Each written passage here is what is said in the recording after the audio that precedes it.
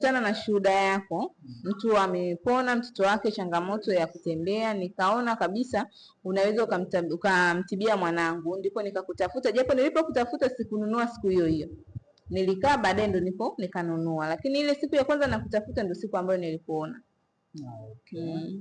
Pole sana. Sasa hivi kuna watoto ambao wanapitia hiyo changamoto ya kuchelewa kutembea, kukaza shingo. Sasa ulikuja kwangu nitafuta, na leo wewe unakuja kutoa shuhuda kwamba mtoto wako yuko vizuri kabisa kupitia virutubisho ambavyo alipewa, na leo Mungu amesaidia mtoto wako anatembea, yani yuko vizuri.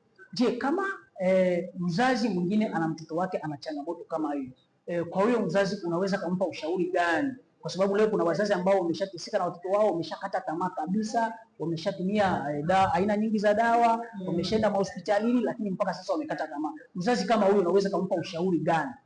Kama kuna mzazi ambaye mtoto wake anapitia changamoto kama ya mtoto wangu, kikubwa asikate tamaa. Mpaka Mungu amekupa mtoto, maana ni kwamba ameamini kwamba unaweza ukamhudumia, na ndio maana amekupa. Kwa hiyo wasikate tamaa, wasiwakatie watoto wao tamaa, watafutie suluhisho na watoto wao watakuwa sawa.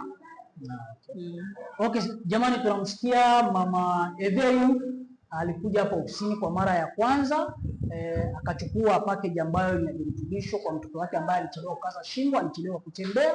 Kwa hiyo mpaka sasa anakuja kutoa shuhuda, anashukuru Mungu mtoto wake kwa sasa anaendelea vizuri. Kwa hiyo kama mtoto wako pia ana changamoto, huenda hajakaza shingo, hajatambaa, hajatembea, hakikisha unanitafuta. Pamoja na hayo naweza kukusaidia mtoto wako atakaa sawa.